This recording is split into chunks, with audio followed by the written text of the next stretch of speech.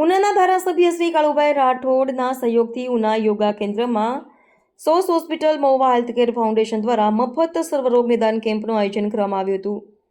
આજ રોજ ઉના શહેરમાં આવેલા યોગા કેન્દ્રમાં ઉના શહેર તાલુકા તથા ગીર ગઢડા તાલુકાના લોકોની આરોગ્ય સુખાકારી માટે ઉનાના ધારાસભ્ય શ્રી કાળુભાઈ રાઠોડ દ્વારા મફત સર્વરોગ નિદાન કેમ્પનું આયોજન કર્યું હતું।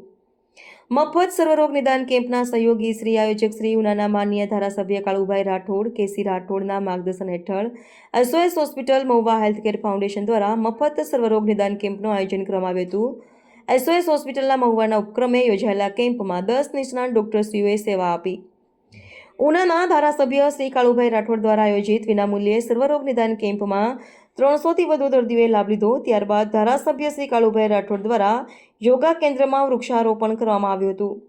આ કેમ્પમાં ધારાસભ્યશ્રીના પુત્ર શ્રી વિજયભાઈ રાઠોડ, રવિભાઈ રાઠોડ, નગરપાલિકાના પ્રમુખ શ્રી પરેશ બાંભણિયા, જિલ્લા પંચાયત કારોબારી સમિતિના ચેરમેન શ્રી ડાયાભાઈ ઝાલોંદ્રા, જિલ્લા પંચાયત સિંચાઈ સમિતિના ચેરમેન શ્રી લક્ષ્મણભાઈ બાંભણિયા, ઉના તાલુકા પંચાયતના પ્રમુખ શ્રી એફાભાઈ મકવાણા, ઉના તાલુકા ભાજપ પ્રમુખ શ્રી હિરેનભાઈ બાંભણિયા, ગીર ગઢડા તાલુકા ભાજપ પ્રમુખ શ્રી ધર્મેશભાઈ રાખોલિયા, ગીર ગઢડા તાલુકા પંચાયતના પ્રમુખના પ્રતિનિધિ પ્રવીણભાઈ સાંખટ, શહેર ભાજપ પ્રમુખ શ્રી મનીષભાઈ કારિયા, તાલુકા પંચાયત, જિલ્લા પંચાયત, નગરપાલિકાના સદસ્યશ્રીઓ તેમજ વિવિધ મોરચાના સંગઠનના હોદ્દેદારો અને દર્દીઓ બહોળી સંખ્યામાં ઉપસ્થિત રહ્યા હતા।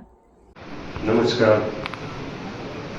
આજરોજ શ્રાવણ માસના પાવન દિવસે ઉનાની ધરતી ઉપર ઉના શહેરની અંદર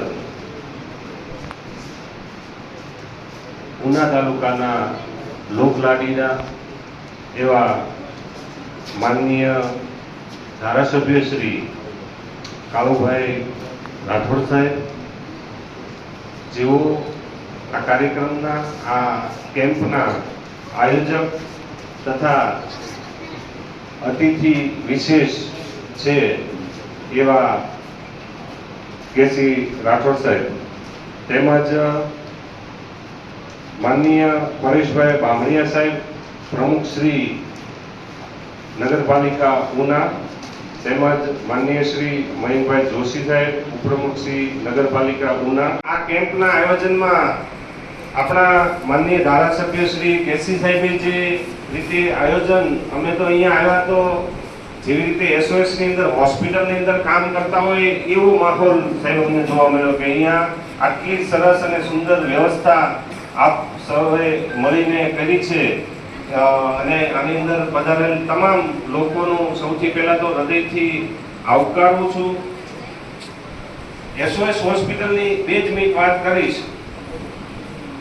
દીવ મિરર ન્યૂઝ આખા ગુજરાતમાં ફેલાયેલી એક એવી ન્યૂઝ ચેનલ કે જે ખૂણે ખૂણેથી લોકોને મનની વાત, અલગ અલગ પ્રકારના સમાચારો દર્શકો સુધી પહોંચાડતા હોય છે। એટલે આ દીવ મિરર ન્યૂઝ ચેનલને હું ખૂબ ખૂબ અભિનંદન આપું છું, ખૂબ ખૂબ શુભેચ્છાઓ પાઠવું છું અને આપ સૌને કહું છું કે આ ચેનલને તમે લોકો સબસ્ક્રાઈબ કરો અને શેર કરો।